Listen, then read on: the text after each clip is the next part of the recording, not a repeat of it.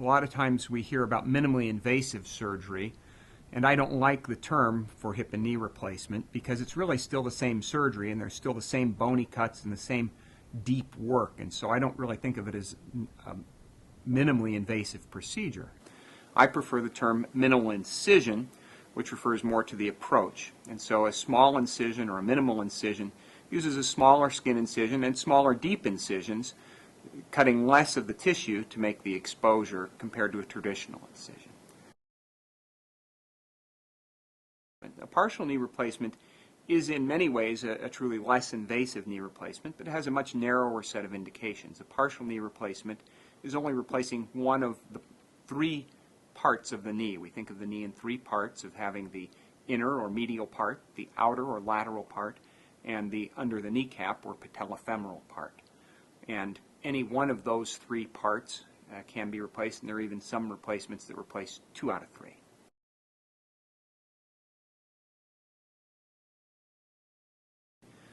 The decision for knee replacement is based on basically 3 components: the history, the physical, and the X-ray findings.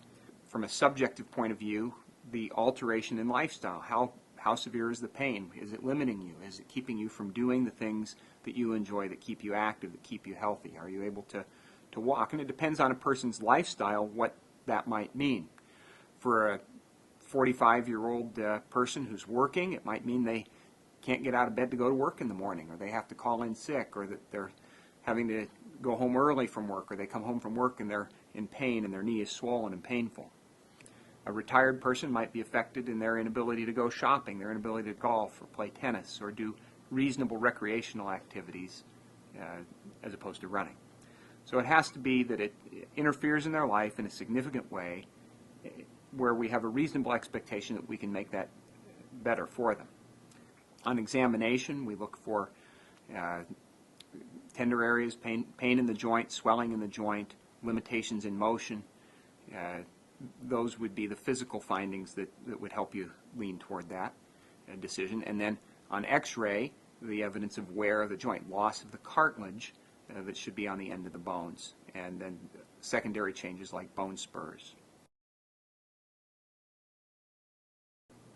I always like to start with non-operative management where possible.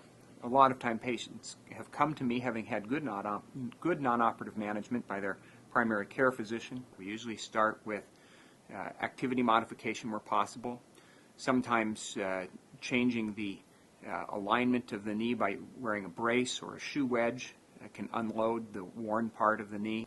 It can include medical treatment with anti-inflammatories where appropriate with the patient's other medical conditions and when considering the risks of the medication.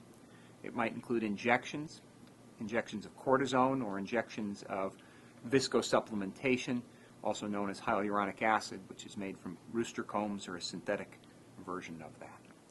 These can all manage the pain and inflammation in the knee. They don't actually change the arthritis. They're managing the symptoms to make the arthritis livable.